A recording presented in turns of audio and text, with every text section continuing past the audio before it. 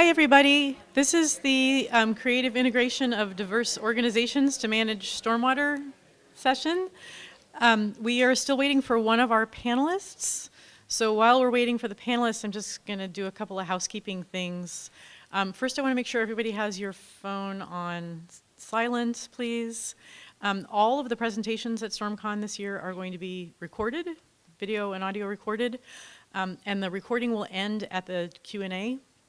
So the question and answer session at the end will not be recorded, just to let you know. So we have a panel here, so I'm going to introduce Blair Scott and then let him introduce the other panelists. And I'm still stalling to see if we can have our last our last panelist show up.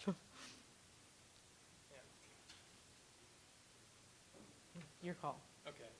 Okay. All right. So I'll introduce Blair, and perhaps magically our other panelists will come while I'm introducing Blair Scott. I need my glasses. Sorry. Okay. For the last 10 years, Blair Scott has worked in the stormwater management field, both in the Seattle area and in Brisbane, Australia. Blair is currently working for King County on surface water quality policy and the implementation of the NPDES municipal stormwater permit.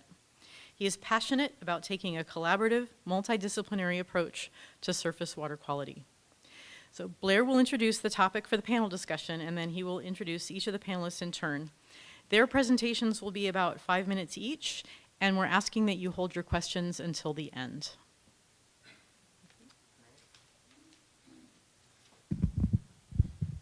Okay. Brandy, can you hear me? Where are you? I'm sure she'll trickle in. All right, so creative integration of diverse organizations to manage stormwater. So this was actually Jessica Engel, a colleague of mine. It was her original idea. And my take on this, when Jessica told me about it, was that she wanted us to challenge ourselves to think more broadly about traditional stormwater management practices and leverage partnerships with other initiatives, other programs. They have shared benefits for stormwater management efforts as well as advancing larger water quality goals. And Jessica was not able to make it today because she's at another conference. I think she's in Wisconsin right now. And when she first told me about this and asked me to step in and help, I actually got really excited because for me, there's a lot of meaning behind this. And it's sort of, I think it's really important. So the main reason I thought this topic was so important is because of this notion that stationarity is dead, which is interesting to me. And for me, that means that our current methods of managing stormwater based on the likelihood of what's happened in the past no longer has the promise and reliability into the future. I think we need to be a lot more creative in our approaches, because if we're thinking the ways of the past are going to serve us well into the future, that's becoming more and more uncertain with population growth, climate change, sources of funding, the regulatory environment. I'm not convinced that our current methods for managing stormwater are going to be maintainable, and I think we need to broaden our current approaches. There's a lot of them. So I think the more we're able to work across the boundaries of sector, program, agency, et cetera, the more we're going to be able to identify and leverage the work that advances stormwater management and water quality goals. So we're going to be hearing from our great panelists. We have two. There might be one coming in a bit. And we want to hear about their programs and how they're helping build more resilient stormwater management strategies in the face of all this increased uncertainty. And if we're able to find common programmatic goals that allow us to draw from multiple baskets, like you see here, I think we'll be able to respond to the challenges we're facing and advance stormwater management and water quality goals much more effectively. And so before I introduce the panelists, I've got a little bit of an assignment while you're listening. So I want you to be thinking about this question. What opportunities do you see or ideas do you have for connecting with other programs to build common language and develop shared outcomes for stormwater? So starting with the introductions, we have Darren Greve. Darren is a strategic policy advisor for King County's Department of Natural Resources, working on a range of programs and policies for land conservation and acquisition. And he brings a valuable national perspective on market-based solutions for land conservation and restoration. And I'll introduce Brandy as well. So Brandy Reed works for King Conservation District, and Brandy is the Director of Strategic Partnerships at the King Conservation District, where she's worked for 22 years developing natural resource stewardship and education programs, including rural and urban forest stewardship programs. She is the manager of the Puget Sound Urban Tree Canopy and Stormwater Management Project Development to strengthen collaboration between urban forests and stormwater management professionals in the Puget Sound region. And then we have Marcia Davis, who came all the way from city of Spokane. And Marcia Davis is the principal engineer of the city of Spokane's Integrated Capital Management Department. And Marcia is responsible for scoping, funding, and programming of public works projects. And she's currently working on a 20-year capital facility plan for water, wastewater, and stormwater. Hey, Brandy's here.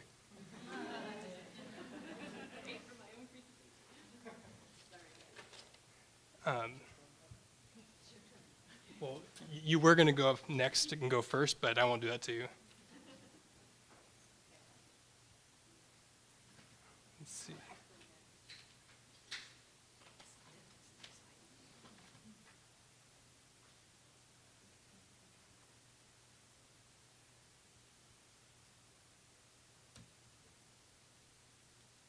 Who's this one? This you? Yeah. Okay. Good afternoon, everyone. My name is Darren Greve, and I am here to talk with you about land acquisition, and a lot of it. You might be wondering why a land acquisition guy is talking to a room full of stormwater folks, and I think the short answer is you all need land upon which to do green stormwater infrastructure. And I'm here to talk with you about a bold effort, bold initiative that we have recently launched in King County to acquire a lot of land, specifically for conservation.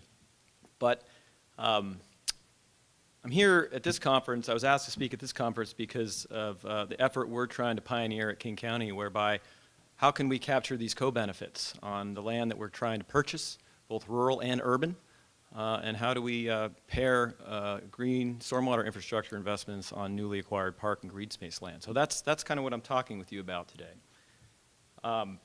The King County Land Conservation Initiative, after 3 years of hard work, was launched last summer with this vision in mind, to accelerate the pace of land acquisition to protect it from development before we lose it, and do this not over the next 100 years, but double down on it and make sure we accomplish these goals and this objective within a lifetime, that is specifically within 30 years. And as I said, we launched this last summer when the King County Council passed legislation to significantly increase the amount of funding that the county uses itself and allocates to cities for the acquisition and protection of land for parks, green space, habitat corridors, etc. To put it in perspective, the annual amount of open space funding that the county allocated to cities and used itself was around $10 to $12 million per year. Through this enabling legislation of the Conservation Initiative last summer, we ramped that to about 4 times to around $40 million per year. So in 2019, the county's Conservation Futures Tax Fund will allocate nearly or more than $40 million for green space acquisition in King County alone, and that will go forward in time. So this is an exciting time for land protection and land conservation in King County. Over the last 3 years under this initiative, efforts were underway at the county and all 39 cities to map, price, and prioritize 65,000 acres of the last remaining and most vital green space in King County. Now, we've done a lot of work, not we, the collective we, the cities and King County, nonprofits, businesses, over the last 30, 40 years to protect a pretty robust system of green space and open space across King County. My analogy is a baseball analogy. We're kind of on third base and we're trying to steal home that last mile. And that last mile is 65,000 acres that fall into 6 categories of land. From our dense urban scapes, adding green space in there, to our regional trails, to our natural lands, to our forest lands, farmlands, and river corridors. Specifically, these 65,000 acres look like this. About 60,000 acres, a little more than, lie in King County's jurisdictional area. Now, this is mostly rural lands, farmland, forest land, river corridors. 125 miles of connecting the region's trails, and then 2,500 acres of land identified by cities in their city jurisdiction. And then finally, this fourth bullet, and this is an important one for you all, we estimate that it's going to take about 55 acquisitions across the urban metro area of King County to eliminate the disparities in access to green space and open space in the urbanized area of King County. So equity is a central pillar of this conservation initiative. The idea is to go where needs are the greatest. So with increasing the funding by a rate of 4, we want to make sure that this funding source goes to the areas that need it the most. In addition to the forests and the farmlands in the exurbs, we want to make sure it goes to the urban communities, underserved urban communities as well. And we haven't done such a good job of doing this over the past 30 years. We've done a lot of land protection, but we've missed some key neighborhoods, some key communities in King County, predominantly in South King County. This map of King County shows what we call our open space deserts. These are areas of the lowest income, highest rate of hospitalizations for asthma, diabetes, and heart disease, and poor access to green space and trails. So through this initiative, we are going to invest hundreds of millions of dollars in these areas to eliminate the orange on this map. It's not going to be cheap.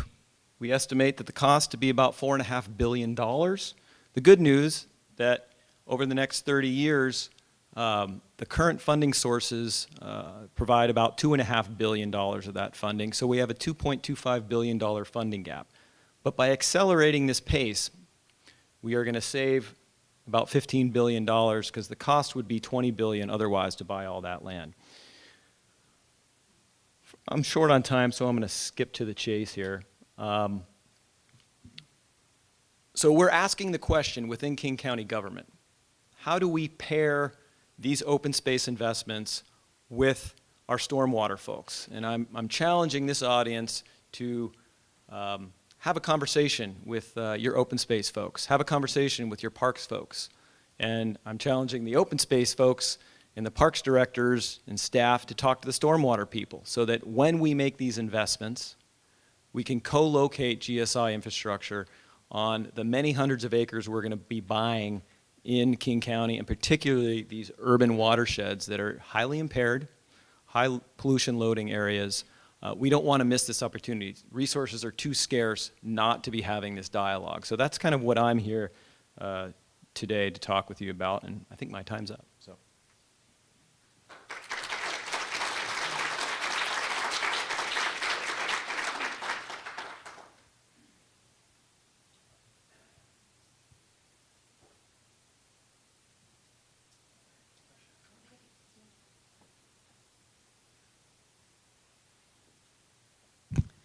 Well, good afternoon. I'm Marcia Davis, and I'm from the other part of Washington.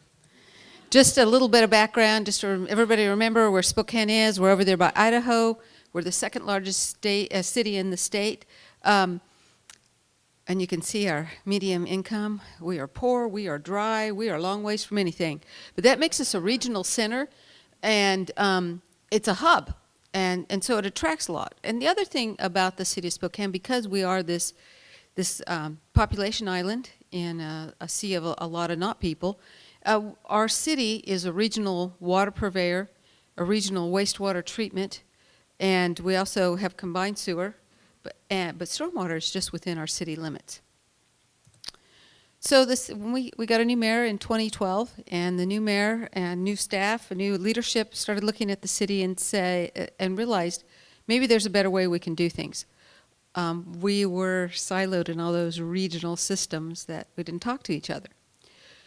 And one of the concepts was it was about funding. It really was all centered around money, as we can save money, we can reduce impact, we can make $1 do more than one thing. We had a CSO program that it ended up costing about $280 million, and the mayor did not want that to just be something under the pavement that no one knew we'd done. They wanted to have multiple benefits. What could we do to give back to the community for that large investment? And the three-dimensional view of streets, it also came up of, well, wait a minute, the streets may have some funding issues, but we've got our utilities underneath that street. And that's the stormwater round and round. So, but we need that for our infrastructure. Stormwater really is the integrator, because stormwater is above ground, below ground, it's green space, it's hard space, it impacts all those things. And I joke with in my department we have transportation and utilities, and I always joke with him, if he would keep those dirty cars off those roads, we wouldn't have dirty stormwater and it wouldn't be an issue. So what we looked at is how can we put all these together? And that ended up creating our department, Integrated Capital Management, and with that came the funding. And it was, it hasn't been easy, because you had people that were doing a great job of what they were doing in their siloed world, and we were asking everybody, we've got to look at it different, and we took their money away. So all the capital came into our department, Integrated Capital, some from wastewater, some from water, and some from streets. It all became one fund, more or less. There's still accounting rules and capitalization. But this is an example of one of the projects that we did. This is High Drive. It was, the street needed to be repaved. It was in a CSO basin. We added a bike lane. With this, we added a bike lane, and we managed the stormwater. And doing integration is hard, because it takes more effort. We have to work together more. But this is all the things we're trying to incorporate. We don't do this with every project, because we couldn't afford to do it in every project, just with the time and the funding. So here's just kind of an overview slide of kind of things we've integrated. Working with parks. We actually had a public-private partnership that worked really well. It's so cool. They take stormwater, it goes into a gray box in storage, and then it goes through a force main, and it's pumped out. Is this the laser? This one. And so when you pump out the stormwater, it becomes a fountain.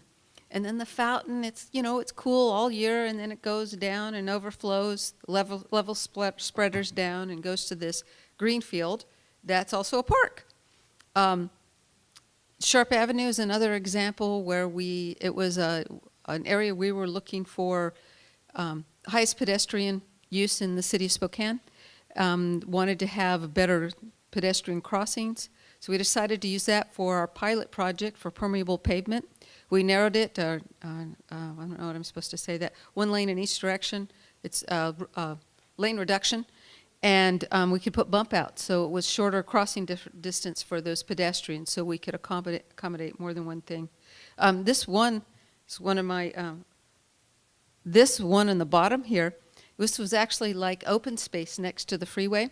It was a homeless hangout, and we wanted to manage stormwater from one of our projects, so we couldn't infiltrate there, but we found a paleo channel, an ancient drainage way about 4 blocks away, and we could pipe it into that. So, and then we re-landscaped this, so it wasn't as attractive to people that wanted to camp there. So as part of this, so all this integration, trying to put everything together, working together with the different departments, we had a change in personnel, and we realized we had to hire a new stormwater person. We were like, well, wait a minute, what does that stormwater person do? And it came up to this idea of one stormwater. So we came up with these visions and goals, and from there, it turned into the whole concept of what do we do with this one stormwater?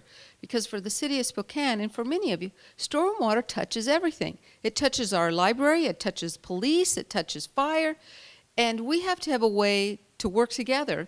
And by working together, we found we get something better for the public, we get something that we can use that $1, and maybe $1 doesn't pay for more than one thing, but $1.25 can pay for a lot. So this is my question for you to think about. What are the connections you see with stormwater, and how can we better integrate that for the advantage for the community? That's it.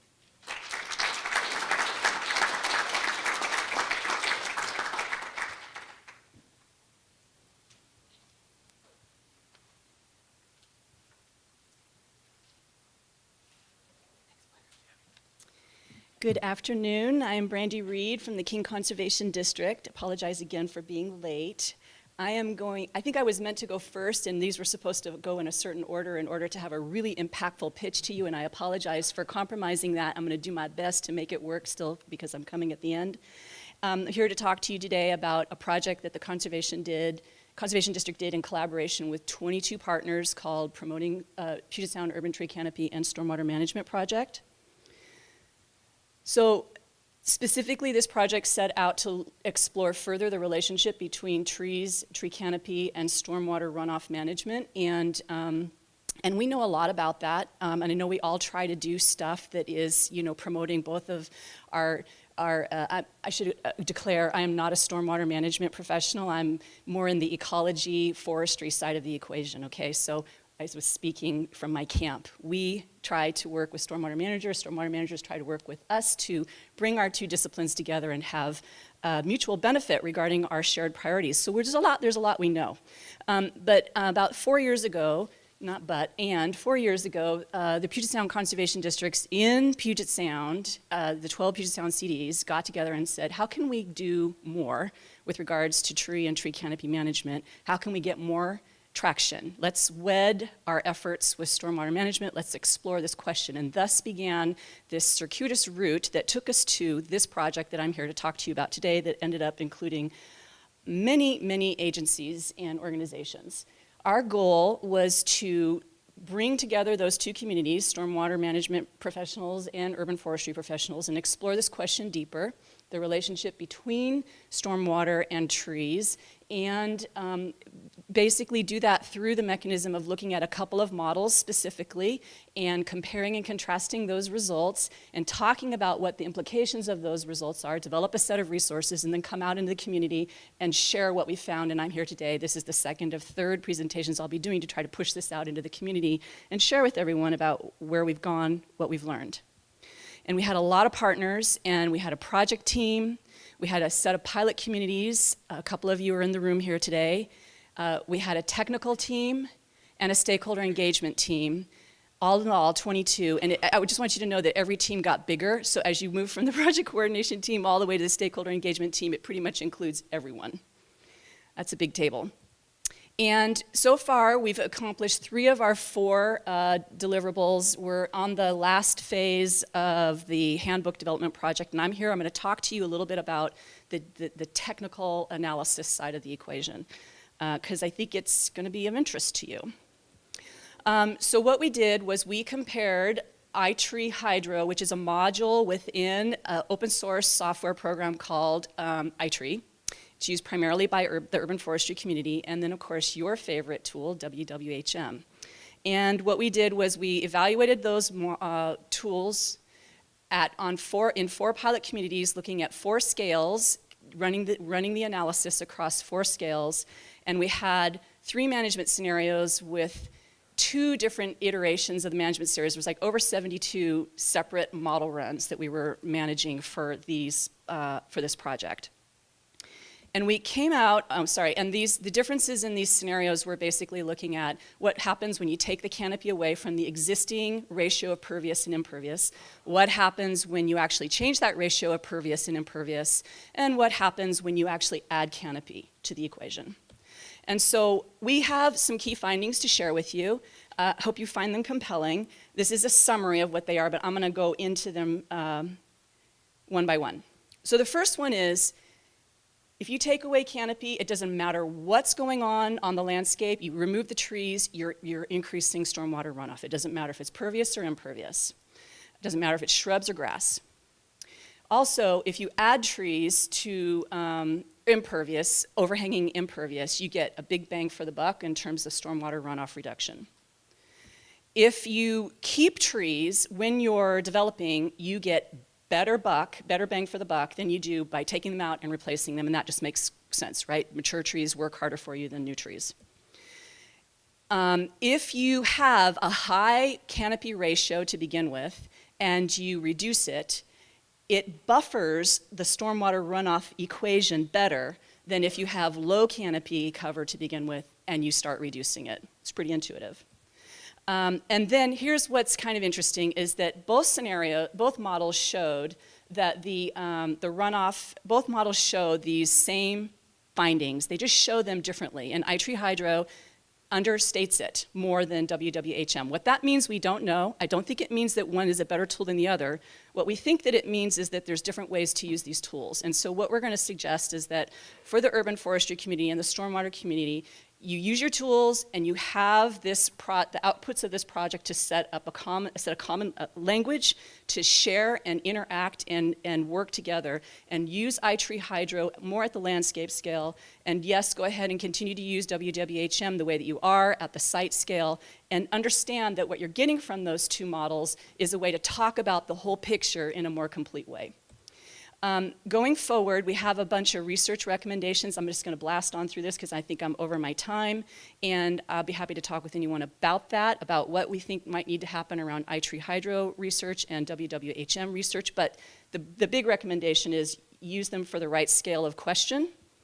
And then the other thing that we just want to say is the big take-home message is that we need trees, we need more trees, we need to keep the trees that we have, unabashedly plant trees. Integrate them wherever you can. Don't be afraid to be an advocate for this, because this is a workhorse. These are a workhorse that we need on a multi-benefit level, and it's going to take inter-organization, interdisciplinary program collaboration to make it happen at the scale that it needs to happen. And then I just want to say, thank you very much to EPA, the Forest Service, Department of Ecology, and Department of Natural Resources for helping fund this project. There were a lot of grants that went into this project, and we're really appreciative of the funding and all the partners. And I'm sorry I didn't have time to mention those of you who are in the room who participated in this project. And that's it.